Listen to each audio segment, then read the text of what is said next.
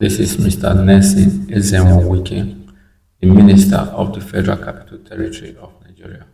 He has come out to address the issues that occur before and during the Area Council Elections in the Federal Capital Territory.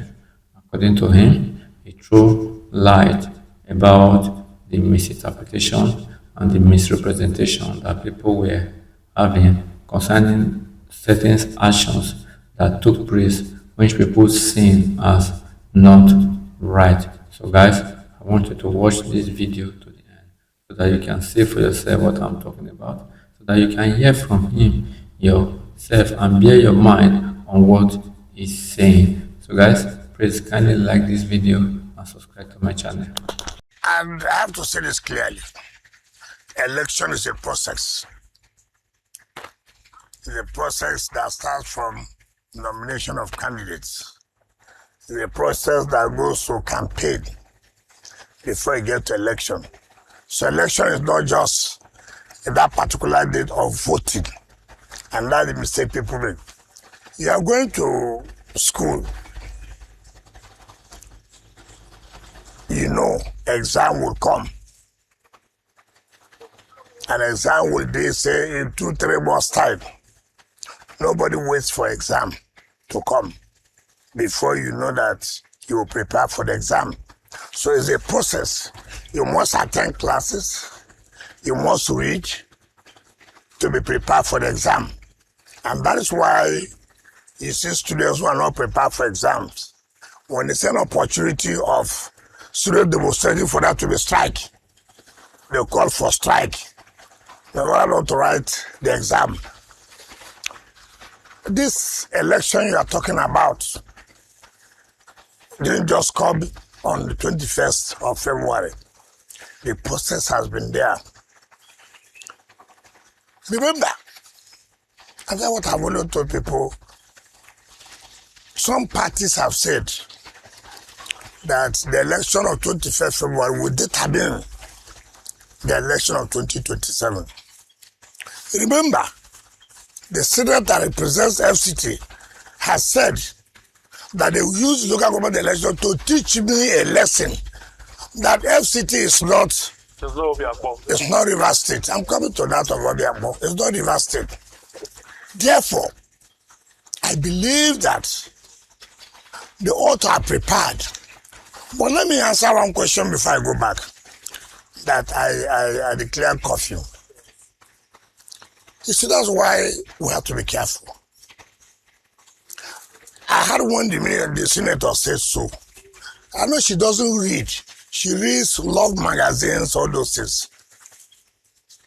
If we had my speech, I said, by the approval of Mr. President, by the approval of Mr. President, who has said for people to go back to their area council where they come from,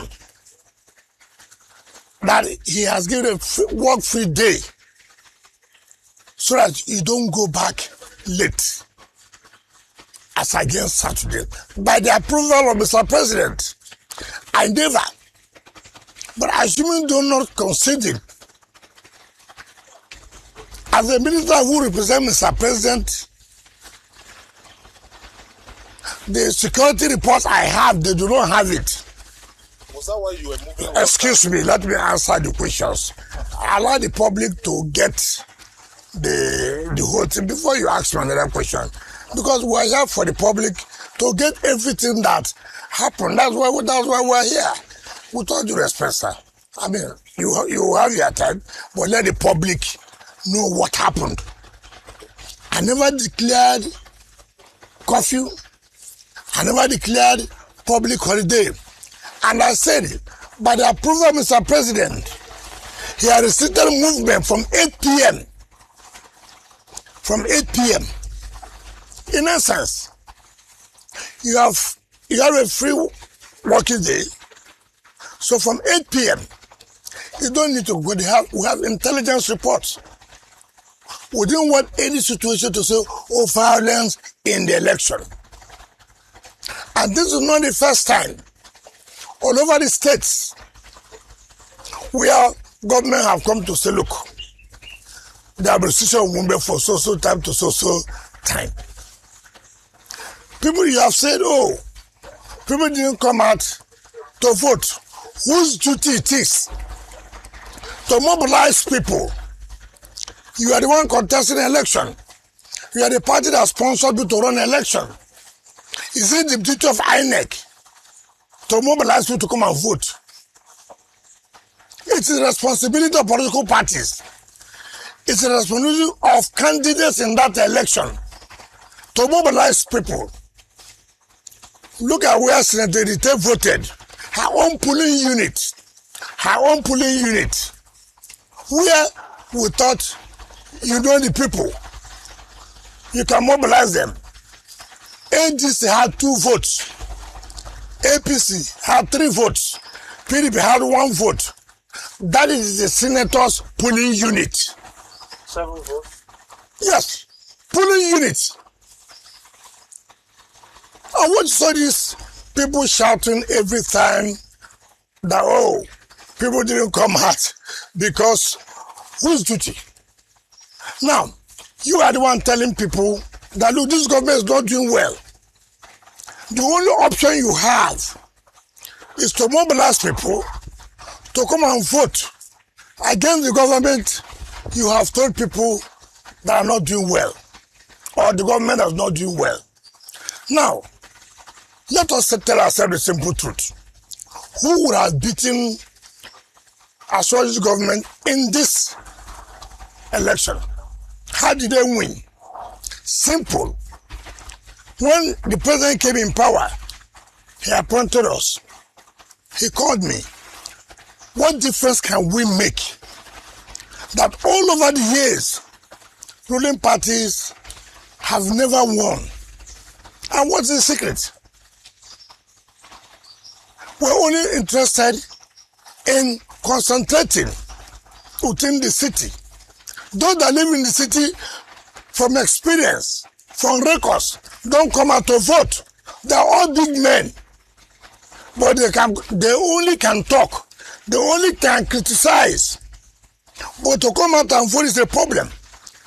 And the president said, listen, we must go to the satellite towns and let them feel the impact of governance. Let them feel the impact of government. And we went to satellite towns and go and see how happy the people are. When people talk about people didn't come out, where did they not come out? Other than within the city. But when they go to satellite towns, go to Karu, go to Kabusa, go to Sheriti, go to Wasa, go to all those areas, people came out to vote. And you remember, the candidate of ADC had said that all this is not going to be about. You see, we always give, do you know I've not had any media chat for long? I said I was not going to have any until this election is concluded. Let us really do. Because it is easy to come out on national television to talk. It is easy to say this and to say that. Now the reality is done on them. Now, you talk about the party, my party. That's why am I happy that they lost election. I have told you this. If you don't read, you can't pass exam, no matter how you call God. Show me where they campaigned. And somebody has said, oh, I move about. How many polling units in FCT? FCT had not less than 3,000 polling, for example. And I shouldn't know conceded. I went to 10 polling units, for example, to check what was going on. How would that affect 3,000 polling? But the question is appropriate. Why did you have to move? I have a right. I'm the governor of FCT. For security, I have to find out what's going on. I don't need to be told. No, it's not correct. I'm not a candidate of the election. Yes. What you are not an INEC staff, sir. No. It's only INEC that can move around on No, election. you are wrong. You are wrong. Read your law, please. Read your law. Would you like to I'm coming. Yes. As a candidate, I cannot move around. I must have my agents. As the chief security officer, I have a right to have a view of what is going on. I have a right. And how does it affect? How does it influence? Because a lot of Nigerians the election? The rationale. No. I have told you. I don't know when people do the referendum of a lot of Nigerians. That's what we have always done. When 20 people go to National Assembly, you say, this is what Nigerians want. When did Nigeria conduct a referendum? When did you conduct a referendum to say that Nigerians are not happy? That I, as a minister, I went to 10 polling units to check what was going on. As I get 3,000 and something places that have influenced the election. In this media interview, Mr. Nyesom Wike likened the electoral process to be a school, and that while you're in school, you know that exam is coming, so you have to prepare. The same thing is applicable to the electoral process based on its submission, and that it is the duty of the political parties and the candidate contesting for the election to mobilize the people to come out and vote, and that if you fail to do your work very well, and at the end of the day, you will receive a surprise on the election day. He also drew a reference to what some persons were saying, that they are going to use that Area Council election in Abuja to teach him a lesson, to let him know that this is not Rivers State. But at the end of the day, the reverse was the case. So guys, having watched the video, what do you make out of this interview? Do you agree with his submission or not? He also made mention of the fact that people accuse him of trying to influence the result of the election. According to him, as the Chief Security Officer of the Federal Capital Territory, it is his duty to go out and have a look to ensure that everywhere is safe, and that as long as it is not a candidate, it's not restricted from moving, because it is only a candidate that is contesting for the election and having a representative at the polling unit that cannot move out. As the Chief Security Officer of the Federal Capital Territory, he has the right to move around to ensure that the security of lives and property. So guys, you have watched the video yourself. You have seen all the clarification he gave concerning his movement on the election day, concerning the curfew, and concerning how people come out and vote, because there were an alleged rumor in certain quarters that people did not come out. To him, it is not a duty of INEC. It is the failure of the political party and the candidate contesting the election to do a proper mobilization.